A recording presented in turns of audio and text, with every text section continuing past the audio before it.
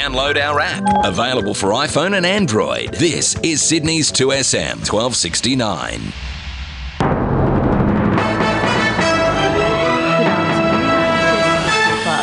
Australia will send 600 military personnel to the Middle East as part of international efforts to tackle Islamic State extremists.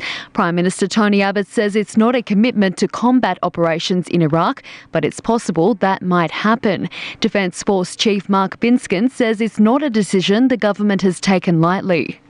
As we prepare to deploy, my intent is to reduce as much as possible the risk that our people will face in these operations, whether in the air or on the ground. The exact nature, number of people that we're going to deploy in the mission that they're involved in, I will keep those details at the operation level close hold at the moment so that we don't give away any of our tactics.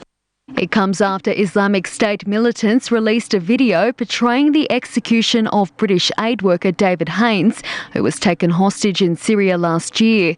Opposition leader Bill Shorten says it's shocking and sickening. My heart goes out to the family of the aid worker who's on this video. That's just a deplorable act of evil. I absolutely condemn it. And I'm heartened by what President Obama has said, that whoever has done this will be hunted down in court no matter how long it takes. And I echo those sentiments. A police operation has wrapped up at an inner Western Sydney shopping centre following a bomb threat. Emergency services arrived at the Burwood Westfield just after 8:30 this morning after a note was found inside the building. After an extensive search of the premises, police are satisfied it was just a hoax. The Rozelle community is closer to getting back on track following a fatal explosion earlier this month. Police have confirmed an exclusion zone will be reduced by Wednesday evening, with lanes reopening on Darling Street to cars between Nelson and Merton Streets.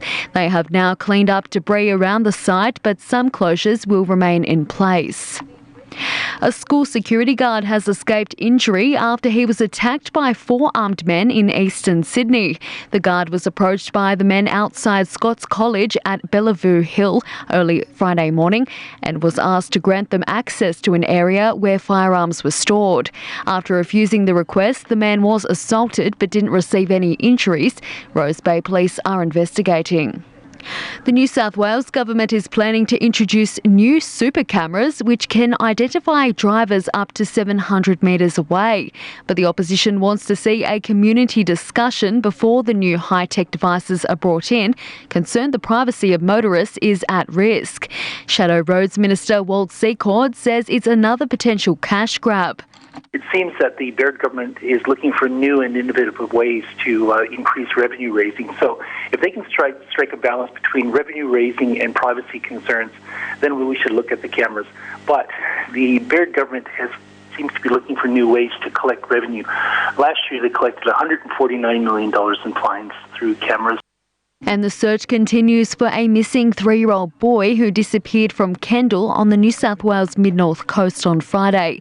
The boy was last seen wearing a Spider-Man outfit. Updating sport, Anthony Minicello's 300th game didn't quite live up to expectations when the Roosters were taken down by 1 point by the Panthers last night.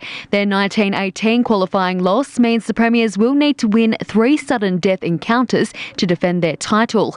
Minicello is keeping positive. You can't win every milestone game you get, so it's just part and parcel of rugby league. You got to take the good with the bad. We're still in it. We're still in with a shot, and we're looking forward to this week already.